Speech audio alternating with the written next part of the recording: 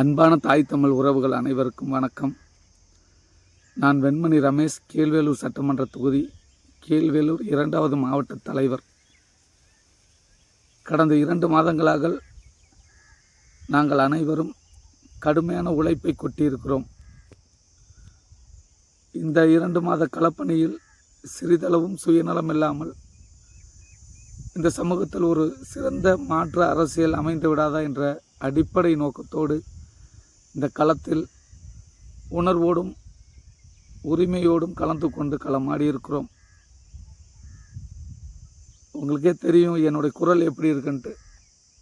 ஒவ்வொரு வீடாக ஒவ்வொரு கூட்டங்களின் வாயிலாக மக்களுக்கு அரசியலை பற்றியும் மக்களிடையே இருக்கக்கூடிய பிரச்சனைகளை பற்றியும் அதனோட தீர்வுகளை பற்றியும் பேசியிருக்கிறோம்.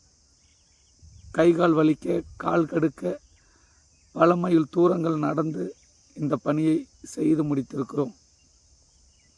எங்கள் உழைப்பு இப்படி என்றால், கீழ்வேலூர் சட்டமன்ற தொகுதியின் வெற்றி வேட்பாளர் எங்கள் அக்கா மு கார்த்திகா அவர்களுடைய உழைப்பு, மேலும் எங்களுடைய அண்ணன் மாநில ஒருங்கிணைப்பாளர், கீழ்வேலூர் சட்டமன்ற தொகுதியின் பொறுப்பாளர், அவரோட உழைப்பும் 10 மடங்கு அதிகமானது.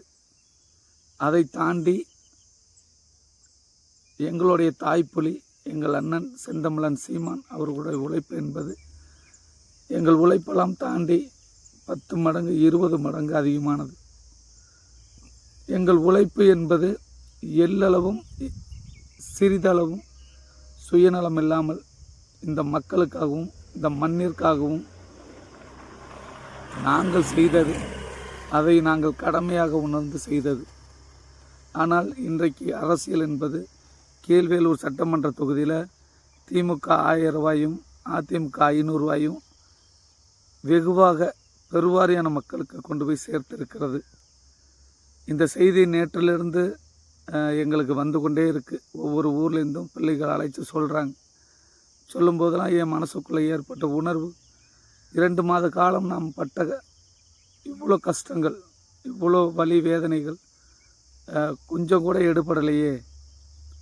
இப்படி பணத்தை கொடுத்து இந்த கஷ்டத்தை எல்லாம் இந்த வலிகளை எல்லாம் சாதாரணமாக மாற்றுகிறார்களேங்கிற ஒரு உணர்வு, ஒரு இயலாமை கலந்த உணர்வு எனக்குள்ளே உருவாகிக்கிட்டு இருக்கு. இருந்தாலும் நமக்கு ஒரு உணர்வு உண்டு. அண்ணன் சொன்ன மாதிரி தான், நாம் நமக்காக செய்யலை, இந்த இனத்திற்காக செய்கிறோம் தம்பிங்களா.